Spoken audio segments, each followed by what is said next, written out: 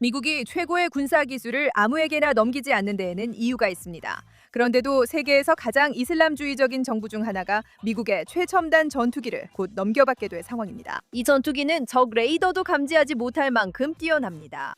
터키는 수년 동안 정상적이고 신뢰할 수 있는 미국의 동맹국처럼 행동해왔지만 그 이면에서는 이스라엘을 파괴하려는 단체들에게 무기를 제공하고 그들을 비호했으며 러시아와 가까워지고 지구상에서 가장 강력한 강경정치 이슬람의 후원자로 성장해왔습니다. 이번 주 그 연기가 결실을 맺을 수 있습니다. 젠지 TV의 미라 캐시입니다. 처음부터 이야기해드릴게요. F-35는 미국에서 가장 첨단 전투기입니다. 이 전투기의 가장 큰 강점은 스텔스 기능입니다. 적의 레이더가 하늘에서 이 전투기를 탐지하기 매우 어렵게 설계되어 있습니다. 이것이 바로 이 전투기의 핵심입니다. 스텔스가 없다면 이 전투기는 그냥 비싼 비행기일 뿐입니다. 탐지되지 않고 비행하는 능력은 큰 군사적 이점이며 미국은 이를 적에게 넘기고 싶지 않습니다.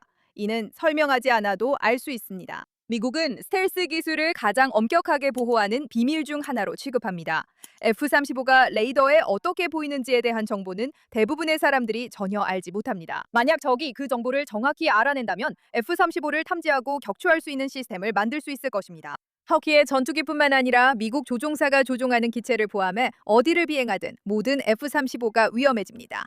그래서 F-35는 아무에게나 판매되지 않는 것입니다. F-35는 소수의 신뢰받는 국가만 보유할 수 있으며 미국은 이들을 매우 엄격히 관리합니다. 2017년 터키는 F-35를 받을 수 있는 모든 가능성을 끝내버릴 행동을 했습니다. 터키는 S-400이라는 러시아산 방공 시스템을 도입했습니다. S-400을 미국의 스텔스 기술을 피하려고 설계된 바로 그 나라, 러시아가 만든 매우 정교한 레이더 시스템이라고 생각하시면 됩니다. 러시아제 레이더 시스템을 미국의 스텔스 전투기와 같은 나라에 배치하면 러시아 기술자들이 S-400을 유지 운영하면서 F-35가 레이더에 어떻게 포착되는지 바로 앞에서 관찰할 수 있는 기회를 얻게 됩니다. 그런 정보는 더 이상 기밀로 남지 않습니다. 러시아가 그 정보를 얻게 되면 원하는 누구와도 공유할 수 있고 전 세계 어디에서든 F-35를 격추하는 데 사용할 수 있습니다. 그래서 2019년에 터키가 미국의 반복된 경고에도 불구하고 실제로 S-400을 도입하자 워싱턴은 강경한 입장을 취했습니다. 터키는 F-35 프로그램에서 완전히 퇴출당했는데 이는 나토 회원국에게 처음 있는 일이었습니다. 터키 조종사들은 미국의 훈련기지에서 본국으로 돌려보내졌습니다. 터키는 전투기용으로 거의 900가지에 달하는 부품을 생산하던 역할을 잃었고 이미 주문한 전투기에 대해 약 14억 달러를 지불했지만 그 돈은 한 푼도 돌려받지 못했습니다. 그 후 의회는 이 금지 조치를 실제 법으로 만들었습니다. 즉, 규칙은 매우 간단합니다. 터키는 자신이 보유한 S-400 장비를 전부 없애고 러시아의 추적 데이터까지 완전히 제거하기 전에는 F-35에 접근할 수 없습니다. S-400을 단순히 사용 중단하는 것만으로는 안 됩니다. 완전히 처분해야 하며 예외 조항은 전혀 없습니다. 대통령이 이 규칙을 마음대로 무력화할 수 있게 하는 예외 조항은 없다는 점이 중요합니다. 그런데 이런 사실이 아주 분명하게 알려졌음에도 불구하고 터키가 러시아와 계속 가까이 지내기로 한 결정에는 아무런 변화가 없었습니다. 터키는 여전히 모든 S-400을 보유 중입니다. 일부 미사일은 최대 200기까지 여전히 원래 운송 컨테이너에 보관된 채 한 번도 꺼내지 않았다고 합니다. 터키는 아무것도 하지 않았습니다. 정말로 F-35 프로그램에 정당하게 참여하고 싶었다면 이런 조치가 효과적이었을 것입니다. 단지 그들이 단순히 그 시스템을 적극적으로 사용하는 것을 멈췄을 뿐이라서 그렇게 하면 넘어갈 수 있다고 생각하는 거죠. 이것이 터키가 러시아와 친해진 것에 대한 첫 번째 처벌이었지만 두 번째 별도의 처벌도 있었습니다. 2020년 12월 F-35 금지 조치에 더해 미국은 미국의 적국에 대한 제재를 통한 대응법이라는 법에 따라 터키에 실제 제재를 가했습니다. 이 법은 원래 러시아, 이란, 북한을 처벌하기 위해 만들어진 법입니다. 이것은 나토 동맹국에 처음 사용됐습니다. 이 제재는 터키의 무기 구매 및 제조를 담당하는 정부기관인 방위산업청과 그 수장 개인을 직접 겨냥한 것이었습니다. 미국은 해당 기관에 대한 수출 허가를 금지하고 미국 내 공식 자산을 동결했으며 미국 비자 발급도 차단했습니다. 특정 전투기 한 대에 관한 F-35 금지와 달리 이 제재는 터키의 방위 산업 전반을 더 광범위하게 제한했고 6년 동안 유지되었습니다. 그런데 왜 이게 당신에게 중요한 걸까요? 알고 보니 터키가 지금 주요 나토 정상회의를 개최하고 있습니다. 20년 만에 처음으로 자국에서 열리는 동맹의 대규모 연례회의인데요. 트럼프 대통령도 직접 참석해서 7월 7일 에르도안 대통령과 1대1로 만났습니다. 두 가지 일이 일어났습니다. 제재가 해제되고 있습니다. 트럼프 대통령은 에르도안 대통령 옆에서 미국이 2020년에 부과된 제재를 완전히 해제한다고 밝혔습니다. 우리는 제재를 해제할 것입니다. 라고 말했습니다. 우리는 친구들에게 제재를 가하고 싶지 않습니다. 라고 그는 말했습니다. 그의 국무, 재무, 국방장관은 이미 세부를 조율 중이었습니다. 그리고 두 번째로 F-35 자체가 터키에 제공될 가능성이 매우 높지만 아직 100% 확정된 것은 아닙니다. 트럼프는 결정은 그들에게 달렸다며 이 전투기를 최고라고 칭찬했지만 기자들 앞에서는 확답하지 않았습니다. 하지만 에르도안은 기자들에게 이미 F-35 전투기 5대를 약속받았다고 말했는데 이는 실제로는 승인됐지만 공식 발표만 아직 나오지 않았거나 그가 거짓말을 하는 것일 수 있습니다. 사실 어느 쪽이든 놀랍지 않습니다. 그런데도 지금까지 터키가 실제로 S-400을 포기했다는 보도는 전혀 나오지 않았습니다. 법적으로 미사일이 없어질 때까지 전투기를 받을 수 없고 미사일은 아직 있습니다. 제재가 해제되고 법적 요건이 충족되지 않아도 전투기가 승인될 수 있습니다. 법적으로 미사일이 없어지기 전엔 전투기 인도가 불가하지만 미사일이 남아있어도 전투기 승인이 날 수 있다는 뜻입니다. 그리고 이것이 바로 터키의 문제입니다. 왜냐하면 이 이야기는 전투기에 관한 이야기가 아니기 때문이에요. 이것은 훨씬 더 크고 중요한 문제, 즉 터키의 위협과 그들이 우리의 친구라고 주장하는 것의 위험성에 관한 이야기입니다. 오랫동안 우리는 이란만을 최대 위협으로 여겼습니다.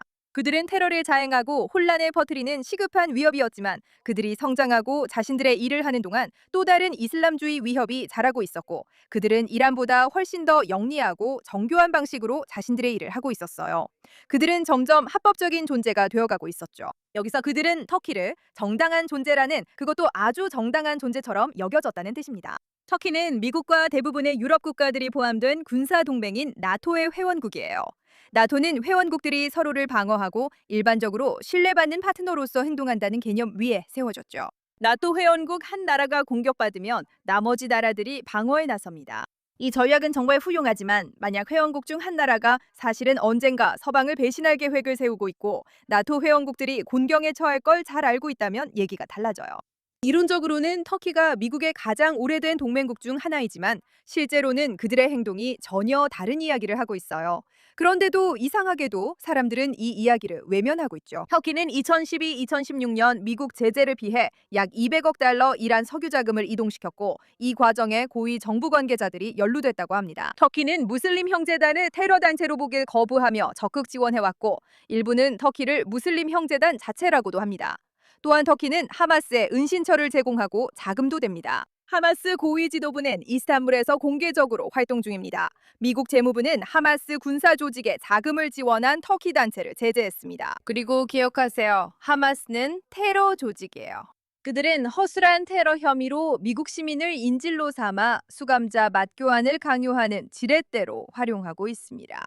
트럼프 전 대통령이 2명의 터키 내각 관료에게 제재를 가할 정도로 심각했어요. 그들은 러시아의 제재 회피 통로가 되었죠. 2022년 이후 터키는 러시아에 제재를 하지 않은 유일한 나토 회원국이며 제재 대상 상품과 올리가르기 자금이 서방 제재를 피해 이동하는 중심지입니다.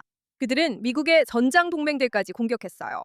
2019년 터키는 북부 시리아를 침공해서 미군과 함께 ISIS를 물리치기 위해 싸우고 목숨까지 바쳤던 쿠르드 주도 세력들을 공격했죠.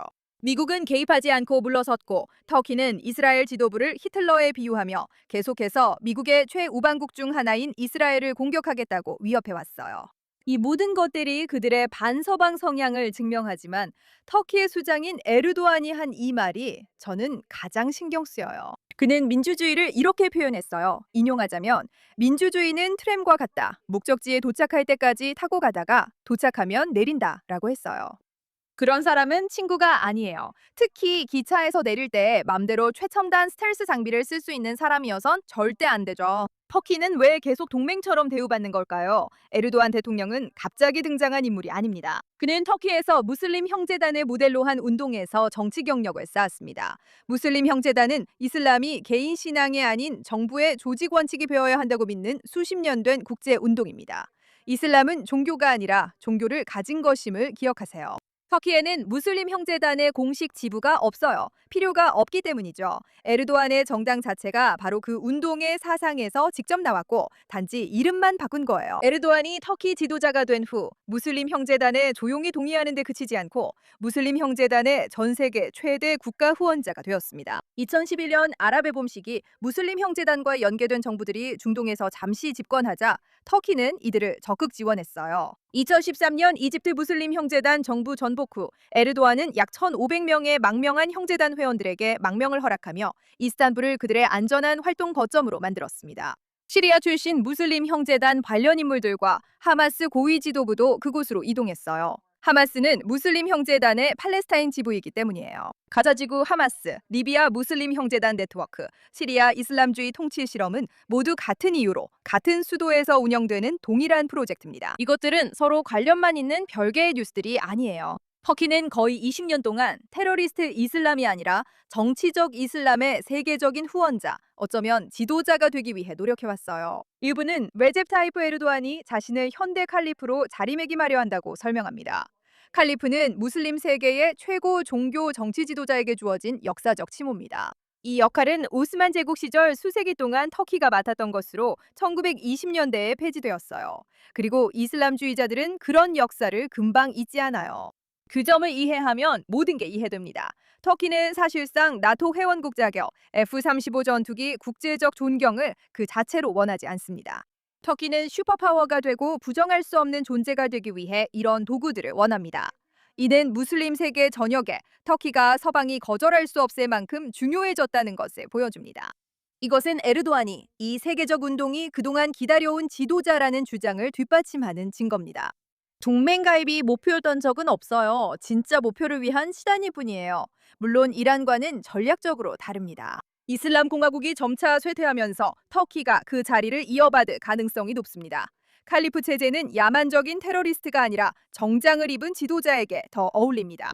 터키는 서방에서 우연히 멀어지고 있는 것이 아니라 여전히 그 일부로 행동하면서도 의도적으로 그렇게 하고 있는 거예요. 터키는 팀의 일원이라는 신분을 이용해 애초에 그 팀이 가능하게 하려고 했던 것과는 전혀 다른 무언가를 만들고 있는 거죠. 그리고 이란 때와 마찬가지로 미국이 여기에 속아 넘어가고 있는 것 같아요. 저는 그들의 외교 정책을 완전히 안다고는 하지 않지만 오랜 기간 드러난 건 그들이 친구는 가까이, 적은 더 가까이라는 원칙을 따른다는 점입니다. 그러나 이런 사람들에게는 이 방식이 효과가 없어요. 이란과의 관계에서 그 점이 드러났고 터키와도 분명해져야 합니다. 그러나 이스라엘이 또 앞서 있는 것 같습니다. F-35 전투기 터키 판매 소식에 네타냐후는 즉각 반대 입장을 밝혔어요. 이스라엘은 자신을 싫어하는 사람을 달래선 안 된다는 교훈을 얻었죠. 그들에게 어떤 무기도 주지 말라는 거예요. 이스라엘이 이 거래에 대해 경고하는 건 터키와의 경쟁 때문이 아니에요. 그들은 실제로 위협을 이해하고 있다는 사실 때문이에요. 좋은 소식은 미국이 법적으로 이스라엘이 항상 이 지역의 다른 어떤 나라보다도 명확한 군사적 우위를 유지하도록 보장할 의무가 있다는 거예요. 이 약속은 이스라엘의 질적 군사 우위라고 불려요. 이것은 미국이 이스라엘 근처에서 이루어지는 모든 무기 판매를 어떻게 처리해야 하는지에 관한 법에 명시된 내용이에요. 하마스 지도부를 수용하고 에르도안 대통령처럼 이스라엘에 대해 말하는 나라에 이 지역에서 가장 첨단 스텔스 전투기를 제공하는 것은 그 약속에 적지 않은 위험이 되는 거죠. 이 약속이 존재하는 이유가 바로 이런 상황을 막기 위해서라고 할 수 있어요. 그래서 터키에 대한 판매 논의와 함께 이스라엘이 F-35의 차세대 기종인 F-47을 조기에 도입할 수 있도록 하자는 논의도 있는 거예요. 이스라엘의 기술적 우위를 유지하기 위해서죠. 분명히 말씀드리자면 터키가 F-35를 받게 되더라도 이스라엘은 충분히 대처할 수 있을 거예요. 이스라엘 총리 베냐민 네타냐후는 이 거래에 강하게 반대하며 터키 정부가 무슬림 형제단의 영향 아래 있다고 주장합니다. 그는 그리스를 점령 중인 푸틴의 키프로스도 언급합니다. 에르도안의 발언도 터키가 이 기술을 신뢰받지 못하는 이유로 언급돼요. 결국 터키는 사실상 어떤 것도 맡길 수 없다는 뜻이죠. 우리는 이스라엘이 오랫동안 그리고 그 방에 있는 거의 누구보다 더 오래 더 면밀하게 지켜보고 걱정해왔던 일의 공개적인 버전을 보고 있는 거예요. 트럼프가 에르도안과 가까워질 때 이를 막을 방법이 있을까요? 의회엔 사용할 수 있는 진짜 수단이 있습니다. 의회는 공식적으로 판매를 반대하는 표결을 할 수 있지만 그 표결은 하원과 상원을 모두 통과해야 하고 그 다음에는 대통령의 거부권을 이겨내야 해요. 거부권을 무효화하려면 양원 모두에서 3분의 2 이상의 찬성이 필요하죠. 이건 정말 넘기 힘든 기준이에요. 트럼프는 첫 임기 때도 이 방법으로 의회 반대 속에 사우디아라비아와 아랍에미리트의 무기 판매를 성공적으로 강행한 적이 있습니다. 하지만 그런 일이 없어도 한 가지 좋은 소식이 있어요.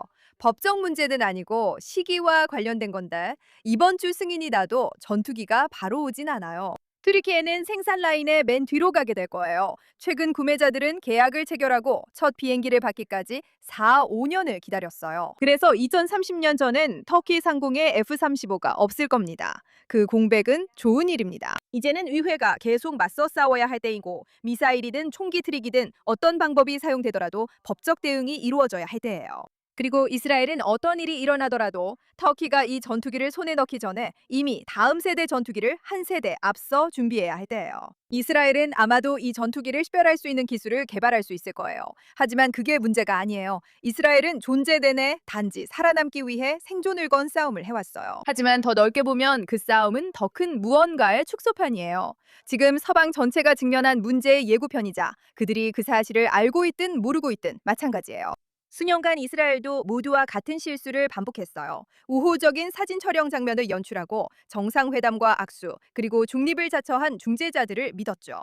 이스라엘은 공동기관이 진정한 공동이익을 의미한다고 믿었지만 뼈아픈 교훈을 얻었습니다. 그러나 그 교훈은 아무도 믿지 마라가 아니라 더 단순한 것이었습니다. 패턴을 파악하고 위협이 실제로 어떻게 커지는지 관찰하세요. 바라는 수준에 머물 거라고 기대하지 마세요. 그들이 실제로 하는 말을 그들 자신의 말로 들으세요. 그리고 믿기 편한 버전만 듣지 마세요. 그리고 가장 중요한 건 적에게 당신을 공격할 빌미를 주지 마세요. 그 교훈은 이스라엘만의 것도 될 수도 없습니다. 서방이 장기적으로 생존하려면 그 교훈은 보편화되어야 합니다. 다음에 그 교훈을 힘들게 배우게 될 나라는 이스라엘처럼 앞서 있지 않을 수 있기 때문입니다. 어쩌면 아무 일도 아니거나 또 다른 트럼프의 게임일 수도 있습니다. 트럼프는 평소처럼 친구를 기쁘게 하고 선물을 주지만 실질적인 건 없을 수도 있습니다. 하지만 전혀 다른 것일 수도 있습니다. 서방이 10년 넘게 협상 테이블에서 이란을 맴돌게 했던 그 똑같은 잘못된 논리. 항상 조금만 더 인내하고 조금만 더 선의를 보이면 합의가 이루어질 거라고 믿었던 그 논리 말이에요. 이스라엘은 같은 실수를 반복하지 않는 법을 배웠습니다. 이번 주의 질문은 서방의 나머지 국가들은 그 교훈을 단 한 번이라도 배웠는지입니다. 이스라엘은 이 싸움에 준비되어 있습니다. 이스라엘은 필요하다면 터키도 상대할 수 있지만 서방이 준비됐는지는 불확실해요. 늦기 전에 이미 교훈을 얻은 이들의 말을 들어야 해요. 저는 예리케입니다. 다음 시간에 만나요.